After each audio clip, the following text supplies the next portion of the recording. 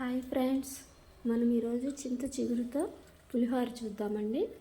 మామూలుగా lemon rice చేసుకుంటాం కదా, ఆ పులుపు వేరే ఈ పులుపు వేరే వస్తుందండి.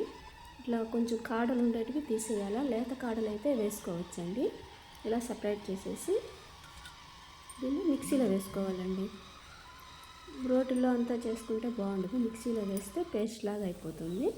కచ్చాపచ్చా కాకుండా కొంచెం మరీ పేస్ట్గా కాకుండా ఇలా కొద్దిగా లైట్గా వాటర్ వేసుకొని కొంచెం మిక్సీ వేసుకోవాలండి. దీంట్లోనే కావాలంటే పసుపు ఉప్పు కూడా వేసుకోవచ్చు, నేను వేయలేదు, మళ్ళీ వేస్తానండి. ఈ పులిహోర తిన్నారంటే మళ్ళీ మళ్ళీ తినాలనిపిస్తుందండి, అంత టేస్టీగా ఉంటుంది. కరెక్ట్గా పులుపు తగిలితే బాగుంటుందండి. ముందుగానే మనం వైట్ రైస్ ఇలా పొడి పొడిగా చేసి పెట్టుకోవాలి. అన్నం వండేటప్పుడు ఒక 2 స్పూన్లు ఆయిల్ వేసినారంటే రైస్ పొడి పొడిగా వస్తుందండి. లైట్గా సాల్ట్ కూడా వేసేసేయండి దాంట్లో. మళ్ళీ ఇట్లా మనం పోపు పెట్టుకోవాలి. ఎండుమిర్చి వేసి పచ్చెనపప్పు, మినప్పప్పు, జీలకర్ర ఆప్షనల్, కొంతమంది వేసుకుంటారు పులిహోరలో, కొంతమంది వేయరు.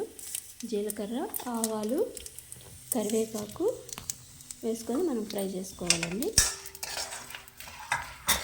అలాగే ఇంగువ కూడా వేసుకోవాలి. ఇంగువ వేస్తే బాగా టేస్ట్ వస్తుందండి.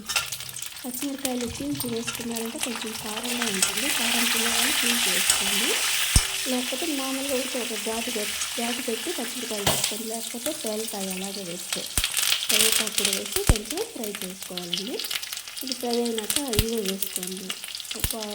కొంచెం ఒక 2 చిక్కులు ఇంగువ వేసుకుంటే సరిపోతుంది. మనం పేస్ట్ చేసిన దాన్ని ఇలాగా ఫ్రై చేసుకోవాలండి. పచ్చివాసన పోయేదాకా ఫ్రై చేసుకోవాలి. ఆల్రెడీ అన్నంలో ఉప్పు వేసుకుంటే చూసి వేసుకోండి. ఉప్పు పసుపు వేసి మళ్ళీ కొద్దిసేపు మగ్గనిచ్చాలండి.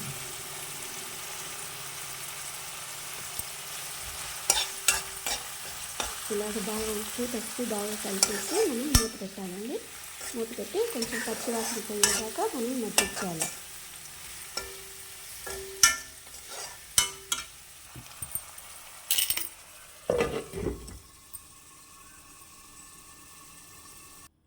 మగ్గిపోయిందండి, బాగా కలిసింది. ఉప్పు పసుపు అంతా చింత చిగురు పట్టుకుంటుందండి. ఇప్పుడు దీంట్లో మనము ఆల్రెడీ ఉడకపెట్టుకున్న పొడి పొడిగా చేసుకున్న వైట్ రైస్ని కలుపుకోవాలండి. కొంచెం బాగా కలపాల్సి వస్తుంది, ఎందుకంటే ఆఫ్ కదండి, పేస్ట్ కదా, తొందరగా అతుక్కోదన్నానికి కొంచెం బాగా కలపాలండి.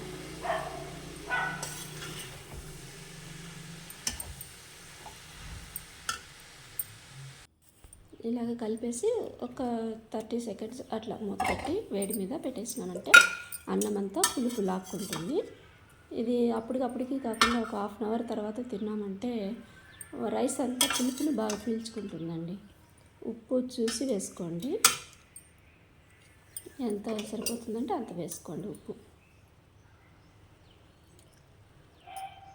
దీనికి మజ్జిగ మిరపకాయలు వేయించుకుంటే సూపర్గా ఉంటుందండి. బాయ్, లైక్ చేయండి.